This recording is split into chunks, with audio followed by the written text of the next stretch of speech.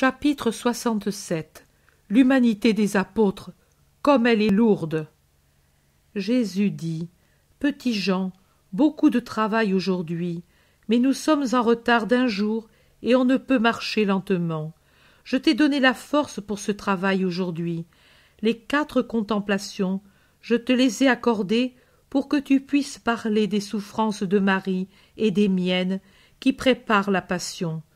J'aurais dû en parler hier, samedi, jour dédié à ma mère, mais j'ai eu pitié de toi. Aujourd'hui, on rattrape le temps perdu. Après les souffrances que je t'ai fait connaître, Marie a eu aussi celle-ci, et moi avec elle. Mon regard avait lu dans le cœur de Judas Iscariote. Personne ne doit penser que la sagesse de Dieu n'ait pas été capable de comprendre ce cœur. Mais comme je l'ai dit à ma mère, il nous le fallait. Malheur à lui d'avoir été le traître, mais c'était un traître qui, je le répète, nous fallait.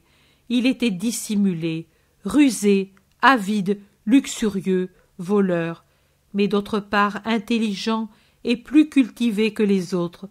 Il avait su s'imposer à tous.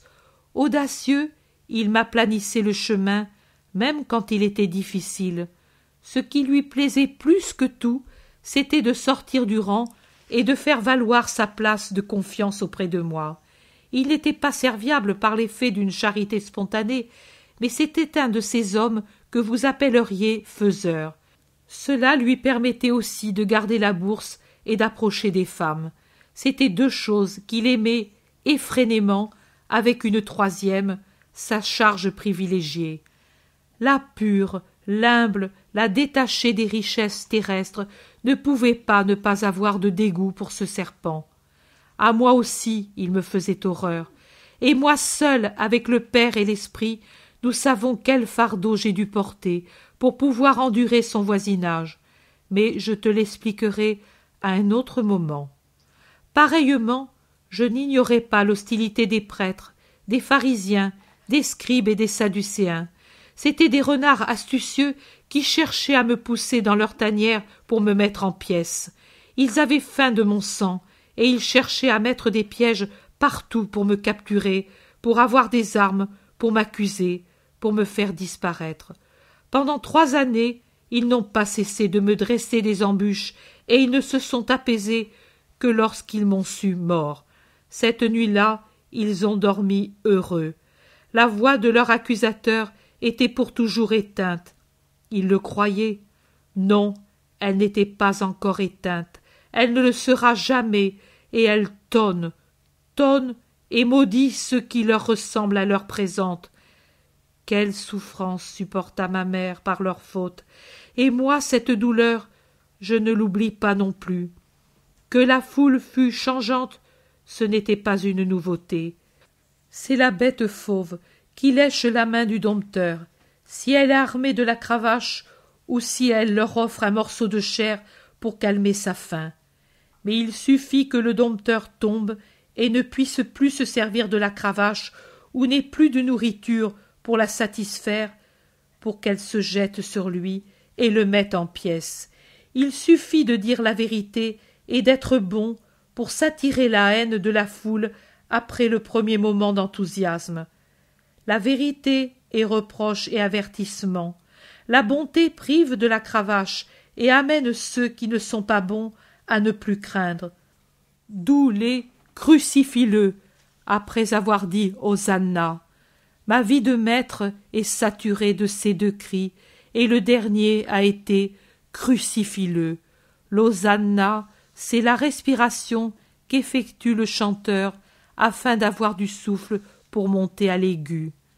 Marie, le soir du vendredi saint, a réentendu en elle-même les Hosanna menteurs, devenus des cris de mort pour sa créature, et son cœur en a été transpercé. Cela aussi, moi je ne l'oublie pas. L'humanité des apôtres, comme elle est lourde, je portais sur mes bras pour les élever vers le ciel des masses dont la pesanteur attirait vers la terre. Même ceux qui ne se voyaient pas ministres d'un roi de la terre, comme Judas Iscariote, ceux qui ne pensaient pas comme lui à monter, à l'occasion, à ma place sur le trône, recherchaient toujours anxieusement la gloire. Le jour vint où même mon Jean et son frère désirèrent cette gloire qui vous éblouit comme un mirage, même dans les choses du ciel. Ce n'est pas la sainte aspiration vers le ciel que je veux que vous ayez, mais le désir humain pour que votre sainteté soit connue. Et non seulement cela, mais avidité de changeur, d'usurier, pour que, pour un peu d'amour donné à celui auquel je vous ai dit de vous donner vous-même tout entier, prétendiez avoir place à sa droite dans le ciel. Non, mes fils, non, il faut d'abord boire tout le calice que moi j'ai bu, tout, avec la charité donnée en échange de la haine, avec la chasteté qui s'oppose à la voie des sens, avec l'héroïsme dans les épreuves, avec l'holocauste de soi-même pour l'amour de Dieu et des frères. Puis, quand on s'est acquitté de son devoir, dire encore « Nous sommes des serviteurs inutiles » et attendre que mon Père, qui est aussi le vôtre, vous accorde par sa bonté une place dans son royaume. Il faut se dépouiller, comme tu m'as vu dépouiller au prétoire, de tout ce qui est humain, en gardant seulement l'indispensable qui est respect pour le don de Dieu qu'est la vie, et pour les frères auxquels nous pouvons être plus utiles du haut du ciel que sur la terre, et laisser à Dieu le soin de vous revêtir de la robe immortelle blanchie dans le sang de l'agneau. Je t'ai montré les souffrances qui préparaient la passion, les autres je te les montrerai. Bien que ce soit des souffrances, ça a été pour ton âme un repos que de les contempler. C'est assez pour maintenant. Sois en paix.